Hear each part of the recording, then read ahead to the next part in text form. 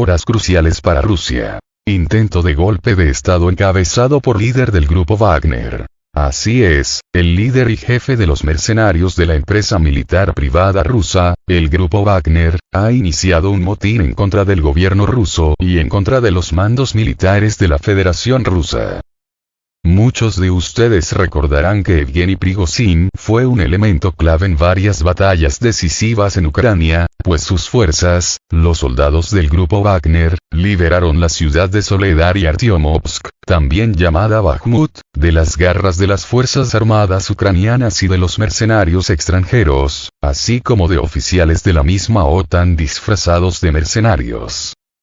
Asimismo, el grupo Wagner fue también pieza clave en la liberación de la ciudad costera de Mariupol justo al inicio de la operación militar rusa en Ucrania para liberar los territorios bajo agresión constante por parte de las fuerzas armadas ucranianas y los grupos paramilitares ucranianos de ideología neonazi, es decir, en la liberación de las repúblicas del Donbass y las regiones de Zaporozhia y Jersón.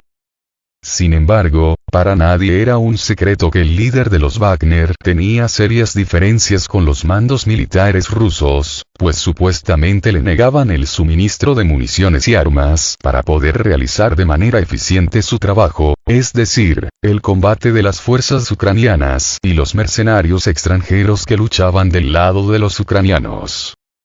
No obstante, si bien había dudas acerca de la veracidad de las palabras de Prigozhin, resulta que ahora se ha embarcado en una rebelión contra el mismo gobierno ruso y contra las fuerzas armadas del país, ante lo cual surge la pregunta: ¿en verdad era cierto que el grupo Wagner estaba muy limitado en cuanto a municiones y armas?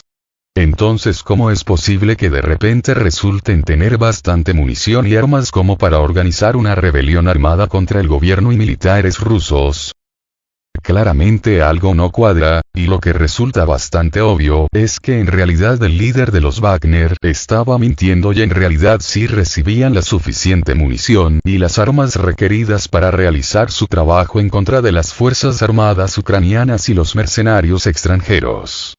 Si no, entonces ¿de dónde obtuvo todo este material militar ofensivo como para poder iniciar esta rebelión contra el gobierno ruso?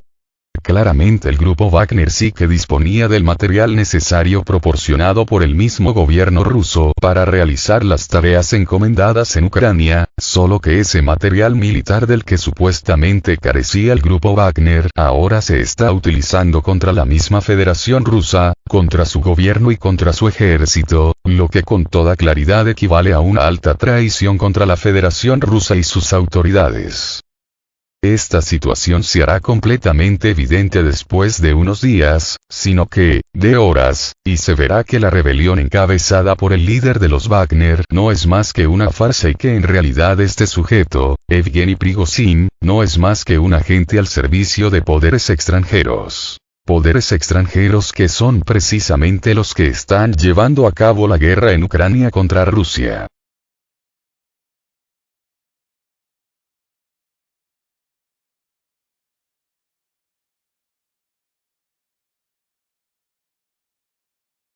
Se entiende que las acciones que está realizando el jefe de los Wagner son todo menos un favor para los rusos, pues ahora es cuando más se necesita de la unidad en Rusia y entre sus ciudadanos, así como entre sus fuerzas armadas y sus servicios internos de seguridad, situación que Prigozhin está tratando de dinamitar para de esa manera destruir al mismo gobierno ruso, a la unidad nacional, y posiblemente, a la misma Federación Rusa.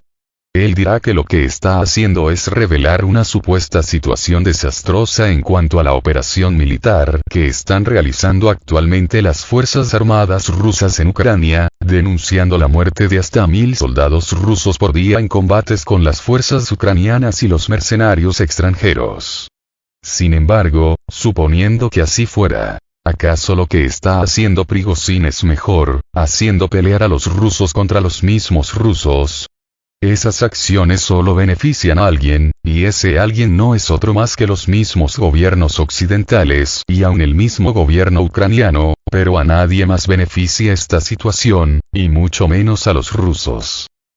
De tal forma que en el caso remoto de que Prigozhin estuviera realizando estas acciones como un supuesto favor en beneficio de los rusos, pues, según él, los está liberando de un mal gobierno y unos mandos militares ineptos y corruptos, en realidad lo que está haciendo es trabajar en favor de los intereses extranjeros, lo que se puede calificar perfectamente como de una alta traición en contra de la Federación Rusa, así como en contra de sus autoridades y, aún, contra el mismo pueblo ruso.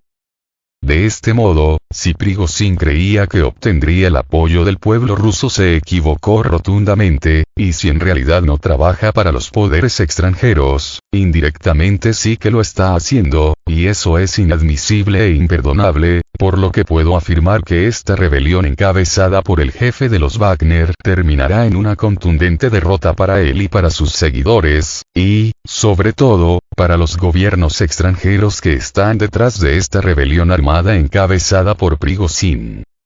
Este sujeto, Prigozhin, se ganó la admiración y el respeto de muchos rusos y de muchos otros ciudadanos y líderes extranjeros. Sin embargo, lo que ha hecho hoy borra por completo todas las buenas acciones y todas las victorias que consiguió en el pasado para el ejército ruso, pues su traición no tiene nombre y es inadmisible. Porque es precisamente en estos momentos cuando el pueblo ruso necesita estar más unido que nunca ante la presión y agresión de las potencias extranjeras. Y esto que está haciendo Prigozhin solo puede calificarse de alta traición en favor de poderes foráneos, entiéndase, Estados Unidos, Reino Unido, la Unión Europea y aún la misma OTAN.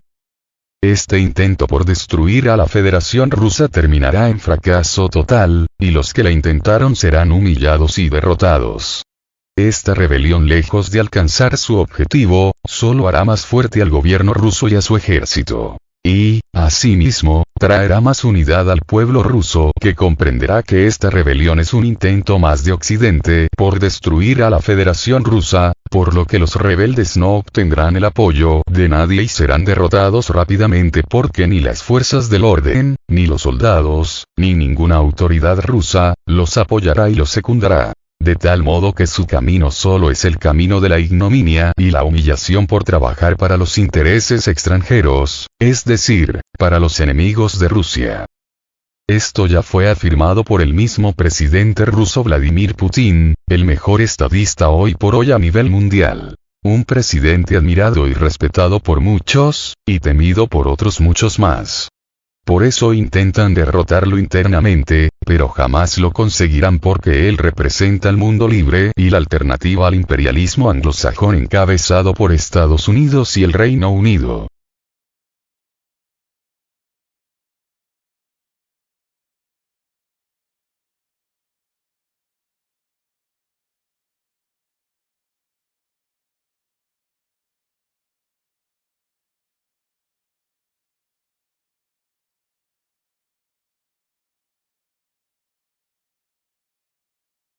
El discurso completo de Putin tras el intento de motín armado en Rusia. El presidente ruso, Vladimir Putin, se dirigió a la población del país tras el intento de amotinamiento armado perpetrado por el grupo Wagner, liderado por Evgeny Prigozhin el 23 de junio.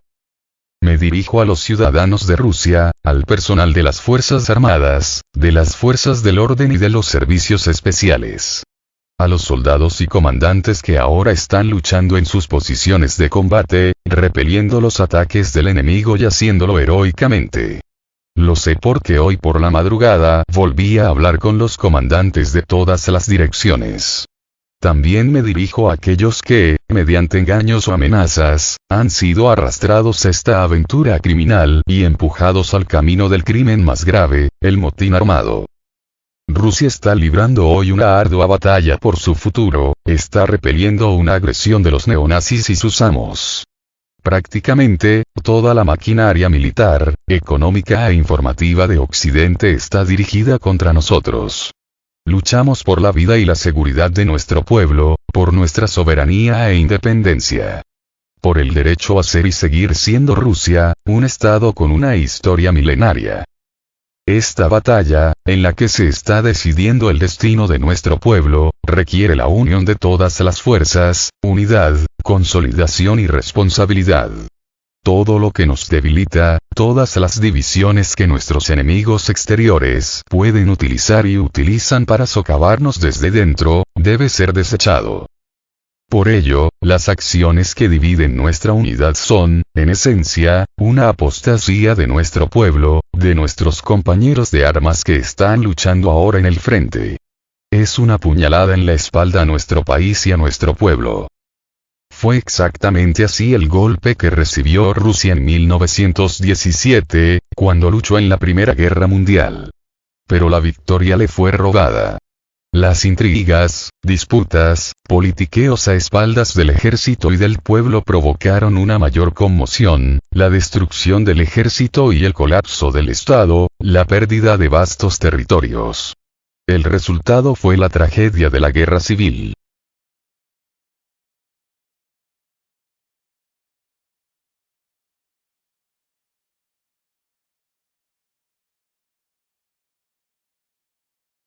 Los rusos mataron a los rusos, los hermanos a sus hermanos, y de ello sacaron provecho todo tipo de aventureros políticos y fuerzas extranjeras que dividieron el país y lo destrozaron.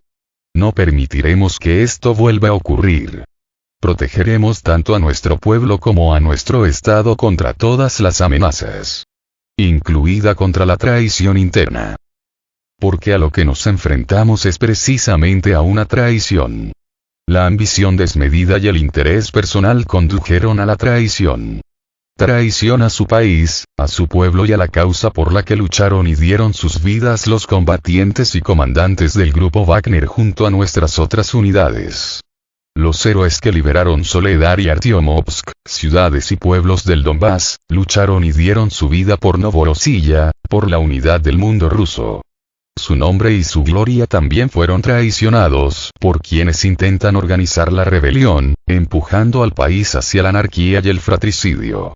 Hacia la derrota, y en definitiva, y la capitulación. Repito, cualquier agitación interna es una amenaza mortal para nuestra estabilidad, para nosotros como nación. Es un golpe para Rusia, para nuestro pueblo. Y nuestras acciones para defender la patria contra tal amenaza serán duras. Todos aquellos que deliberadamente tomaron el camino de la traición, que prepararon un motín armado, que tomaron el camino del chantaje y de los métodos terroristas, sufrirán un castigo inevitable, responderán ante la ley y ante nuestro pueblo. Las Fuerzas Armadas y otros organismos gubernamentales recibieron las órdenes necesarias y se están introduciendo medidas antiterroristas adicionales en Moscú, la región de Moscú y otras regiones. También se harán esfuerzos decididos para estabilizar la situación en Rostov del Don. Sigue siendo difícil, con el trabajo de las autoridades civiles y militares bloqueado. Como presidente de Rusia y comandante en jefe, como ciudadano de Rusia, haré todo lo posible para defender el país, para proteger el orden constitucional, la vida, la seguridad y la libertad de los ciudadanos. Quienes organizaron y prepararon el amotinamiento armado, quienes alzaron las armas contra sus compañeros de lucha, traicionaron a Rusia. Y responderán por ello. Insto a los que están siendo arrastrados a este crimen, a no cometer el error fatal y trágico, inimitable, a tomar la única decisión correcta. Dejar de ser parte de acciones criminales. Preservaremos y defenderemos lo que nos es querido y sagrado, y junto con nuestra patria superaremos cualquier reto y nos haremos aún más fuertes.